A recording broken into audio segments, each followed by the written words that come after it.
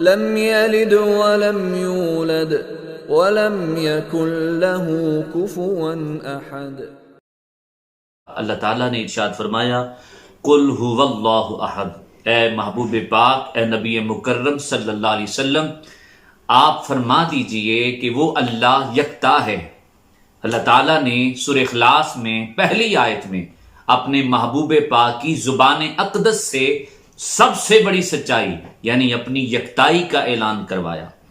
فرمایا محبوب ان تمام بتوں کو پوجنے والوں کو میرا تعارف کرواؤ اور انہیں فرما دو کہ جس معبود کی طرف میں تمہیں بلانے جا رہا ہوں اور جس کے حریم ناز میں تمہیں لے جانے جا رہا ہوں وہ تمہارے لکڑی پتھر و تانبے کے بنے ہوئے بتوں کی طرح کا خدا نہیں ہے، بلکہ هو اللہ احد، وہ اللہ ہے، وہ یکتا ہے، وہ احد ہے۔ احد کا مطلب ہے، احد اس ایک کو کہتے ہیں جس کا دوسرا کوئی نہیں ہوتا، نہ ذات میں، نہ صفات میں، نہ کمالات میں۔ اس اعلان کے بعد جب آقا کونین نے اعلان توحید کیا تو معبودان باطلہ کو پوجنے والوں جتنے بھی لوگ تھے ان کے نظریات کی دجیاں اڑا دی اور ان کے چراغ بے نور ہونا شروع ہو گئے جب آقا کونین نے یہ اعلان کیا۔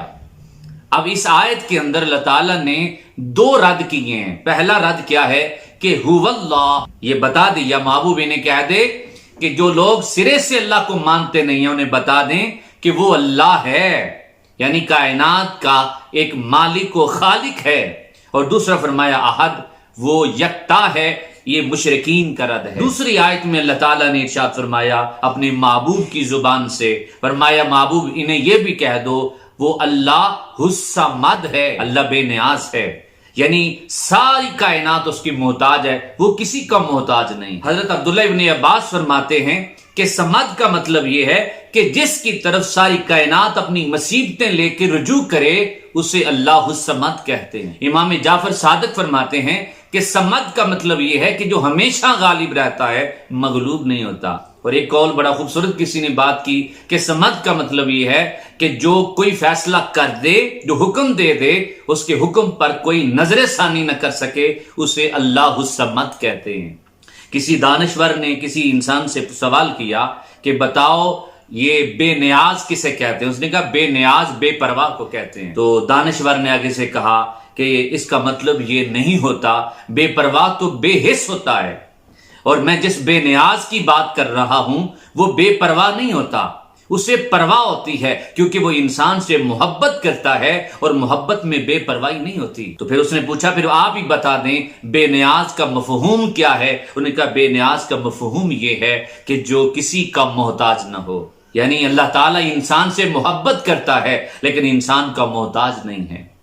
اللہ عبادت پسند کرتا ہے لیکن عبادت کا محتاج نہیں ہے۔ اب یہ بتایا جا رہا ہے محبوب کی زبان سے کہ اے محبوب انہیں بتا دیں وہ اللہ الصمد ہے، جن خداؤں کی تم پوجا کرتے ہو وہ محتاج ہیں، وہ کسی کی حاجت روائی نہیں کر سکتے، اور عقل اور شعور رکھنے والا شخص اس کی عبادت کیوں کرے گا جو حاجت روائی نہ کر سکے؟ آؤ میں تمہیں اس خدا کا پتہ دوں جو اللہ الصمد ہے، جو بے نیاز ہے، اور بے نیازی اس قدر ہے کہ پوری کائنات اسی کی محتاج ہے، وہ کسی کا محتاج نہیں۔ یہ کہتے رہیں کہ اے اللہ تو بے نیاز ہے، تو یکتا ہے، اس کی وحدانیت، اس کی توحید کا پرچار کریں اور اللہ الصمد کے نعرے لگاتے رہیں۔ لم یلد ولم یولد وَلَمْ يَكُنْ لَهُ كُفُوًا أَحَدٌ۔ اللہ تعالیٰ نے قرآن مجید میں ارشاد فرمایا لم یلد ولم یولد، نہ اس سے کوئی پیدا ہوا نہ وہ پیدا کیا گیا۔ اللہ پاک نے اپنے محبوب پاک صلی اللہ علیہ وسلم کے ذریعے سے ایک مشرکانہ، ایک باطل عقیدے کی تردید فرمائی ہے۔ وہ باطل عقیدہ عرب کے صرف جاہل قوم کا ہی نہ تھا بلکہ اہل کتاب میں سے بھی بہت سارے لوگوں کا وہ باطل عقیدہ تھا، اور وہ باطل عقیدہ تھا کیا کہ معاذ اللہ اللہ تعالیٰ صاحب اولاد ہے۔ جاہل لوگ کیا کہتے عرب کے؟ وہ کہتے فرشتے اللہ کی بیٹیاں ہیں۔ حضرت موسیٰ علیہ السلام کو ماننے والے وہ یہودی حضرت عزیر علیہ السلام کو اللہ کا بیٹا کہتے، اور حضرت عیسیٰ علیہ السلام کو ماننے والے عیسائی وہ حضرت عیسیٰ علیہ السلام کو اللہ کا بیٹا کہتے، اللہ پاک نے اپنے محبوب پاک صلی اللہ علیہ وسلم کے ذریعے اس پیغام کو آگے پہنچایا اور اس باطل عقیدے کی تردید کی، اور فرمایا محبوب ان کافروں کو کہہ دو اللہ کی کوئی اولاد نہیں ہے، اللہ اولاد سے پاک ہے، نہ وہ کسی کی اولاد ہے نہ اس کی کوئی اولاد ہے۔ اور دوسری آیت میں فرمایا وَلَمْ يَكُنْ لَهُ كُفُوًا أَحَدٌ، اور نہ ہی اس کا کوئی ہم سر ہے۔ علماء نے کف کا معنی لکھا ہے ہم سر ہونا، ہم پلہ ہونا، اور یہ بات اللہ پاک نے فرما دی کہ اللہ تعالیٰ کی ذات کا کوئی ہم پلہ نہیں ہے، نہ علم میں، نہ قدرت میں، نہ حکمت میں، نہ دیگر صفات میں۔ شاہ عبد العزیز محدث دہلوی رحمۃ اللہ علیہ نے لکھا ہے، آپ فرماتے ہیں علماء کہتے ہیں کہ شرک کبھی عدد کے ذریعے ہوتا ہے تو اللہ پاک نے پہلی آیت میں فرمایا قل هو اللہ احد، کبھی مرتبہ اور منصب کے ذریعے ہوتا ہے تو فرمایا اللہ الصمد، کبھی نسب کے ذریعے ہوتا ہے فرمایا لم یلد ولم یولد، اور کبھی کسی کام اور اس پر اثر انداز ہونے کے اعتبار سے ہوتا ہے تو فرمایا ولم یکن لہ کفوا احد۔